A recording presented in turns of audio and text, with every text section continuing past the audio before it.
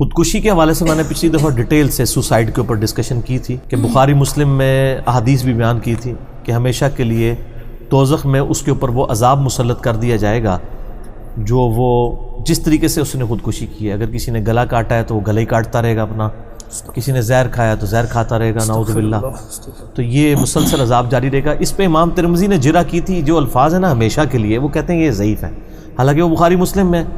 تو دوسرے محدثین نے جواب دیا یہ خالدین فیہا ابدا کا مطلب ہے کہ ایک لانگ پیریڈ آف ٹائم، کیونکہ خودکشی کرنے والا کافر نہیں ہوتا، اللہ رسول کا تو اس نے انکار نہیں نہ کیا ہے، ایک گناہ کبیر ہے. اس کے ثبوت میں ایک حدیث ہے جس میں شائبہ کیا بالکل کلیئر کٹ ملتا ہے کہ خودکشی والے کی بھی مغفرت ہو جائے گی. وہ صحیح مسلم میں ایک حدیث ہے اور وہ آپ کو مشکات کی تیسری جلد میں بھی مل جائے گی، یہ مختلف جرائم کے حدود والے چیپٹر کے اندر. ایک صحابی تھے طفیل بن عمر الدوسی، قبیلہ دوس سے تعلق رکھتے تھے، حضرت ابو ہریرہ بھی اسی قبیلے سے تھے. وہ کہتے ہیں کہ ہمارے ساتھ ایک ساتھی تھا جس نے نبی علیہ السلام کی طرف مدینہ شریف میں ہجرت کی، یہ صحیح مسلم میں حدیث ہے. تو راستے میں بیمار پڑ گیا. اب بیماری اتنا غلبہ ہوا کہ اس نے اپنے یعنی چھری یا کوئی خنجر نکال کے نا اپنی رگ کاٹ لی تاکہ میں مر جاؤں اس بیماری سے تو میری جان چھوٹ جائے. اور وہ اتنا خون نکلا کہ بلڈ پریشر لاس ہو گیا، وہ مر گیا. اب وہ جب مر گیا تو اس کو مرنے کے بعد حضرت طفیل بن عمر رضی اللہ تعالیٰ عنہ کہتے ہیں میں نے خواب میں دیکھا، اور خواب ظاہر نبوت کا 46واں حصہ ہے، اور اس وقت جب کہ نبی علیہ السلام دنیا میں موجود ہوں تو اس وقت خواب میں اللہ تعالیٰ نبی کو بھی وحی کرتا تھا اور صحابہ کرام تک بھی باتیں پہنچاتی. جیسے اذان کا طریقہ جو صحیح مسلم میں آتا ہے وہ خواب میں ایک صحابی کو سکھایا گیا تھا. اچھا، انہوں نے خواب دیکھا کہ بڑی اچھی حالت میں وہ صحابی خودکشی کرنے والا، لیکن اس نے اپنا ہاتھ جو ہے نا اس کے اوپر پردہ کیا ہوا ہے. تو انہوں نے پوچھا تیرے ساتھ اللہ نے کیا معاملہ کیا؟ انہوں نے کہا اللہ تعالیٰ نے مجھے نبی علیہ السلام پر ایمان لانے کی برکت سے اور ہجرت کی برکت سے معاف کر دیا، لیکن یہ جو میرا ہاتھ ہے نا یہ اللہ نے مجھے میرا ہاتھ ٹھیک نہیں کیا، اور اللہ تعالیٰ نے فرمایا کہ یہ ہاتھ تو نے خود خراب کیا تھا، یہ میں ٹھیک نہیں کروں گا، باقی تجھے ایمان کی وجہ سے میں بخش دیتا ہوں. تو نبی علیہ السلام کو جب انہوں نے خواب یہ بیان کیا نا تو آپ نے کہا کہ اللہ اس کے ہاتھوں کو بھی معاف کر دے. حضور نے دعا فرما دی. اچھا، اس سے یہ بات پتہ چلی کہ آپ صلی اللہ علیہ وسلم نے یہ چیز انڈورس کر دی. ایک تو خودکشی والے کے لیے دعائے مغفرت کر دی، دوسرا اس سے یہ بھی پتہ چلا وہ خواب بھی انڈورس کر دیا کہ ہاں بخشا تو پہلے گیا تھا، صرف ایک ہاتھ ہی اللہ تعالیٰ نے اس سے عذاب نہیں ٹالا تھا. عذاب کیا مطلب وہ مفلوج ہی تھا.